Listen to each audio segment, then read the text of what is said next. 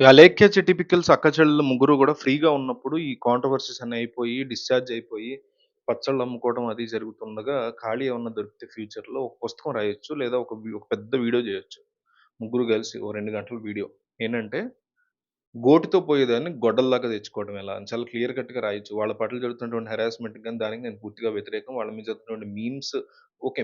Memes అనేది ఒక వ్యంగ్యానికి సంబంధించింది. వాటి వరకు ఓకే అనుకోవచ్చు గానీ, వాళ్ళని తీవ్రంగా హెరాస్ చేయడం, అబ్యూజ్ చేయడం చాలా రాంగ్ యాంగిల్‌లో ఎళ్తుందది. దాన్ని మనం ఏమాత్రం గూడా ఖండించం. డిఫరెంట్ యాంగిల్స్‌లో ఎళ్తుంది. అలాంటి యాంగిల్స్‌ని మనం కండెమ్ చేస్తున్నాం. అయితే ప్రతిసారి దొరికిపోవటం. మనకి 'జులై' సినిమాలో బ్రహ్మానందం లాగా వాడి ఎక్స్ దొంగ. వాడు ఎంత దొంగతనం చేసినా 2 నిమిషాల్లో దొరికిపోవడం వాడి స్పెషాలిటీ. ఆ టైప్‌లో ఇనీషియల్‌గా ఇష్యూ జరిగింది.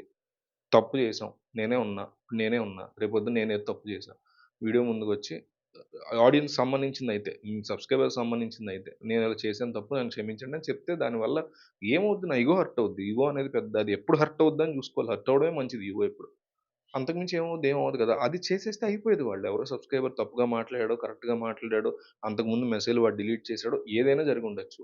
లేదు ఈళ్ళే ఒళ్ళు కొవ్వెక్కి, ఒళ్ళు పొగరెక్కి, డబ్బు మదంతో మాట్లాడారు. వెంటనే వచ్చి సారీ చెప్తే ముగ్గురు కలిసి అయిపోయేది. చెల్లి డిప్రెషన్‌లో ఉంది. తాతయ్య ఐసీయూలో ఉన్నాడు. ఇలాంటి కబుర్లు చెప్పి, అబద్ధాలు చెప్పి పెద్దమ్మాయి ట్రై చేసింది కవరప్ చేసుకోవడానికి. ఒక అబద్ధం చెప్తే దాని చుట్టూ ఇంకొన్ని అబద్ధాలు చెప్పుకుంటూ వెళ్ళిపోవడక తప్పదు. అందులో కూరుకుపోతాం ఒక ఊబిలోలాగా అంటానికి కూడా ఒక లైవ్ ఎగ్జాంపుల్ అన్నమాట. దాని తర్వాత హాస్పిటల్‌లో జాయిన్ అయ్యారని చెప్పి ఫోటో పెట్టారు. కరెక్ట్‌గా అక్కడ ఉంది ఆ అమ్మాయి, ఇక్కడ వీడియో చేసింది. అసలు క్లియర్ కట్‌గా డ్రమాటిక్‌గా తెలుస్తుందది.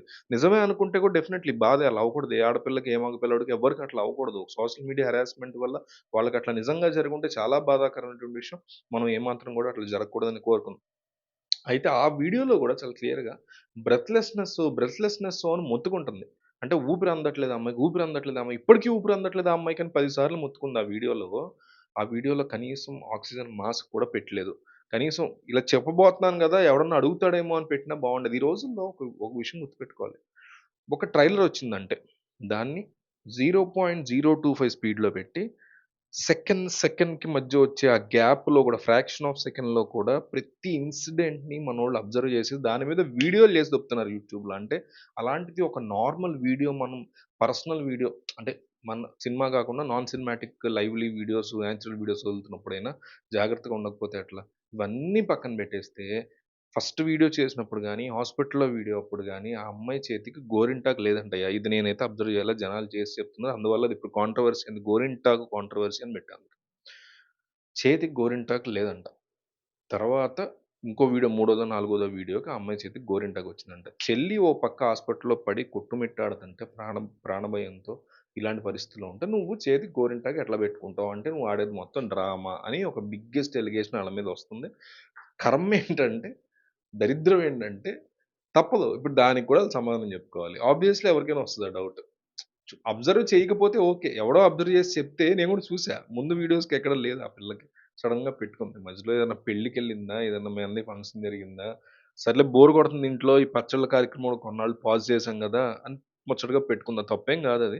బట్ నువ్వు చెప్పినంత మోతాదులో కైండ్ ఆఫ్ రేషియోలో ఇష్యూ ఉంటే గనక మరి అమ్మాయి ప్రాణభయంతో చావు బతుకుల మధ్య ఉందనేది నిజమైతే ఆబ్వియస్‌లీ పెట్టుకోం. లేదు నేను చెప్పినంత సీన్ లేదక్కడ అందువల్ల పెట్టుకున్నానంటదా? మరి కర్మేంటంటే ఇలాంటి విషయాలను గూడా వాళ్ళు రైజ్ చేయడం, దానికి ఆళ్ళు సమాధానం చెప్పాల్సి రావడం, దాని మీద మనం వీడియోలు జేయడం.